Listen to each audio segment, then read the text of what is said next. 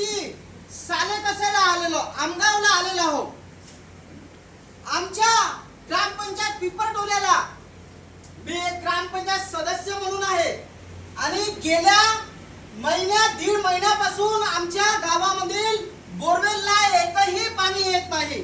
आम्ही वारंवार ग्रामपंचायत मध्ये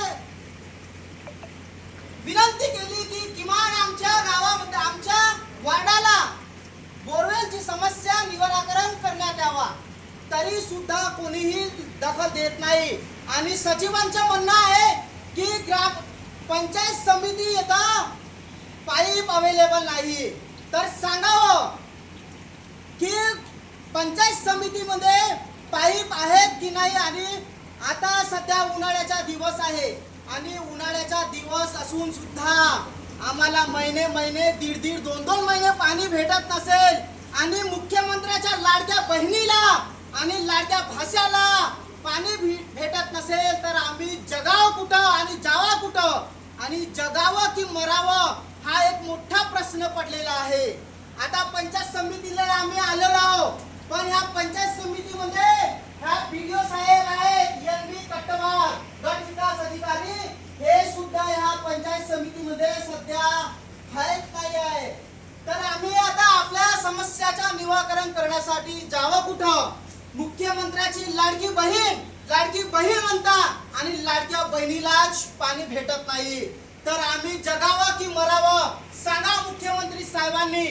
कोट्यावधीची स्कीम आहे, करोडो रुपये जल जीवन मिशनच्या नावाखाली तुम्ही उधळला आणि त्या करोडो रुपये सुद्धा उधळून सुद्धा ते जल जीवन मिशन तुम्ही सक्सेस करू शकले नाही. घराघरापर्यंत पाणी पोहोचू शकले नाही आणि कोट्यावधी रुपये तुम्ही शासनाचे सगळे उधळून टाकले आहे आणि लाडक्या बहिणीला तुम्ही पाणी सुद्धा देऊ शकत नाही. आता सांगावं आम्हाला, आम्ही कुठे जायचा. अरे एक दिवस झाला, 2 दिवस झाला, हप्ता झाला, पण इथं महिना उन्हाळ्यामध्ये पाणी भेटत नसेल तर आम्ही कोणाच्या घरी जायचा, कोणाच्या दाराकडे जायचा आणि पाण्याची भीक मागायचा. सरकार मुख्यमंत्र्यांनी देवेंद्र फडणवीस साहेब तुम्ही थोडा लक्ष द्या. कोट्यावधीची स्कीम सुद्धा हे पाण्यावर हवेमध्ये झुलत आहे. मला सांगायचे आहे आपल्या क्षेत्राचे विधानसभाचे आमगाव देवरी विधानसभा क्षेत्राचे आमदार साहेब, तुम्ही अधिवेशनामध्ये काय करता. तुम्ही अधिवेशनामध्ये जल जीवन मिशन अंमलबजावणी करू शकत नाही आणि ते योजना फक्त वाऱ्यावर फिरत आहे आणि पाण्याकडे कोणीच बघत नाही.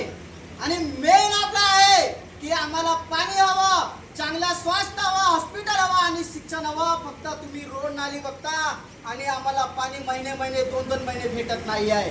आता पंचायत समितीचे बीडीओ साहेब सुद्धा हजर नाही आहे. आता आम्ही कोणाकडे जायचं आणि पाणी मागायचं.